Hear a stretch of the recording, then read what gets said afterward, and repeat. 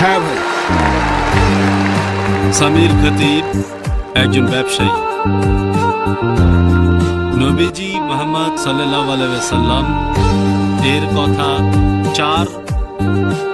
4000 বছরের পুরনো বেদ আর পুরাণে উল্লেখ করা হয়েছে। তাহলে আপনি বলেন ডক্টর নায়েক, এই গ্রন্থগুলো কি ঈশ্বর প্রেরিত?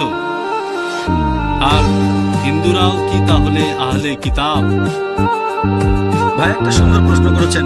নবীজি মুহাম্মদ সাল্লাল্লাহু আলাইহি ওয়াসাল্লামের ব্যাপারে বেদ আর অন্যান্য ধর্মগ্রন্থে ভবিষ্যৎবাণী করা হয়েছে। এই ধর্মগ্রন্থগুলোকে কি আমরা ঈশ্বরের বাণী বলতে পারি? আর হিন্দুদেরকে আহলে কিতাব বলা যায়?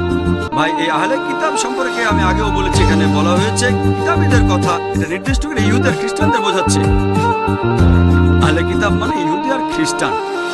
আপনার প্রশ্নতে আসি যে বেদ বা অন্য হিন্দু ধর্মগ্রন্থকে ঈশ্বরের বাণী বলা যায় কিনা।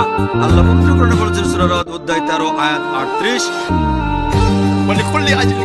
প্রত্যেক যুগে আমি আসমানি কিতাব পাঠিয়েছি, তবে পবিত্র কোরআনে মাত্র 4টার নাম উল্লেখ করা হয়েছে: তাওরাত, জাবুর, ইনজিল এবং কোরআন। তাওরাত হলো সেই আসমানি কিতাব যেটা নাজিল হয়েছিল মুসা আলাইহিস সালামের উপর।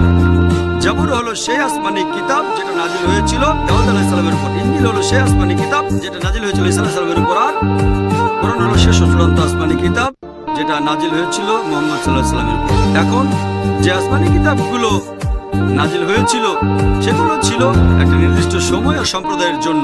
কোরআনের আগের বইগুলো ছিল নির্দিষ্ট সময় আর সম্প্রদায়ের জন্য। কোরআন নাজিল হয়েছে পুরো মানব জাতির জন্য। আপনার প্রশ্নটা যে বেদ আর অন্যান্য হিন্দু ধর্মগ্রন্থকে আল্লাহর বাণী বলা যায় কিনা, যেহেতু বেদের কথা কোরআনে কোনো রকম উল্লেখ করা হয়নি, আমরা একেবারে নিশ্চিত হয়ে বলতে পারি না যে এগুলো আল্লাহর বাণী। আমরা যেটা বলতে পারি হতে পারে এগুলো আল্লাহর বাণী। যদি আমাকে বলেন আল্লাহ তো অনেক নবী রাসূল পাঠিয়েছেন, এখন আমরা কি রাম অথবা লক্ষণকে বলতে পারি রাসূল? আল্লাহ বলেছেন তিনি পৃথিবীতে অনেক আসমানি কিতাব পাঠিয়েছেন, অনেক নবী রাসূল পাঠিয়েছেন। যেহেতু কোরআনে বলা হয়নি যে বেদ আল্লাহর বাণী, আমরা বলতে পারি হয়তো এটা আল্লাহর বাণী, নিশ্চিত হয়ে বলতে পারি না।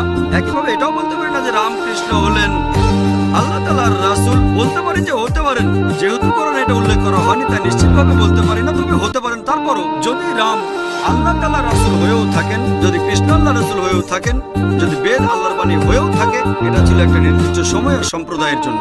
বর্তমানে আপনি পৃথিবীর যে অংশেই থাকেন, আপনার মানা উচিত সর্বশেষ চূড়ান্ত আসমানি কিতাব অর্থাৎ পবিত্র কোরআন আর সর্বশেষ চূড়ান্ত নবী মুহাম্মদ সাল্লাল্লাহু আলাইহি ওয়াসাল্লামকে। হিন্দু ধর্মগ্রন্থে